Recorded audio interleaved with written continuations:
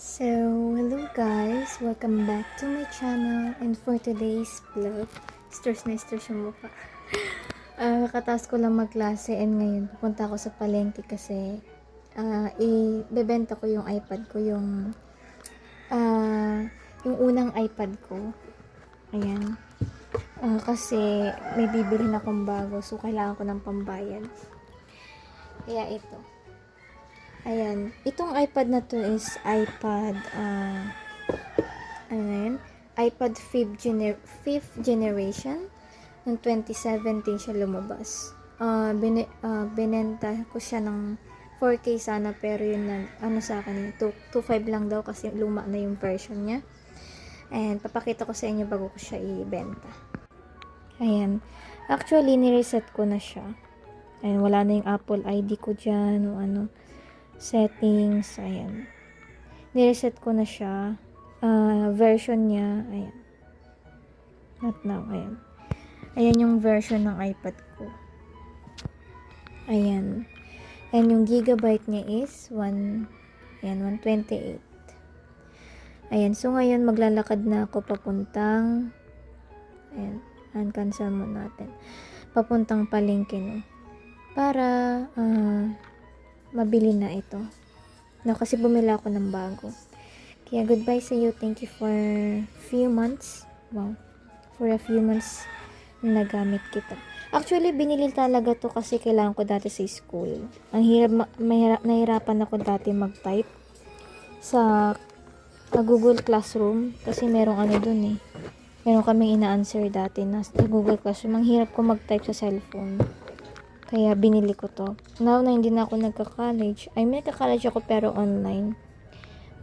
Ayun, meron naman akong laptop. Pero ang iPad ko kasi pang emergency pag walang kuryente. Tsaka may bago pala akong headset guys. Yung Jabra. Ano ulit yun? Jabra 30. Yung may dalawang ganun. So yun guys, pupunta na ako. So yun guys, naglalakad na ako.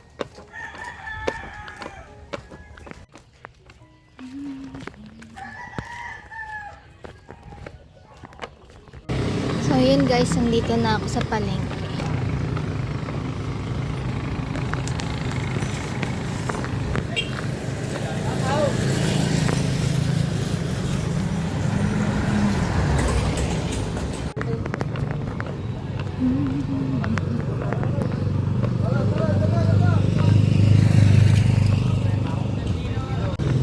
So, ayang store.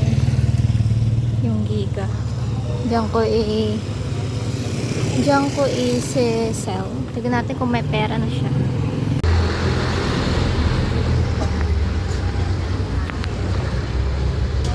Ito ko siya guys sa bebe. Goodbye. Ako makita. Goodbye sa yung iPad 5th generation 27. A few moments later. So ayun guys, nakauwi na ako nabenta siya ng 2.5. Kasi yung lumang version na nga siya. Tapos, ayun, pag naghintay ako ng mga ilang, oras din, papunta ng half hour kasi merong inaasikaso yung bibili.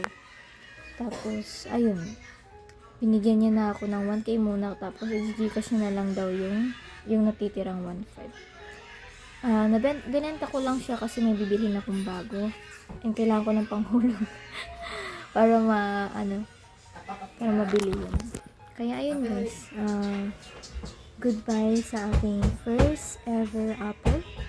Second hand siya, nabili ko siya sa Son2 sa Shopee.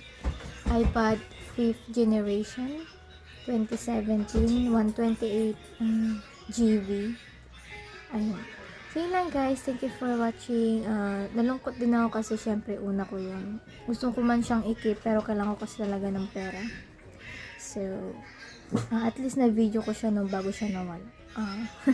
Okay lang guys, thank you for watching. Goodbye.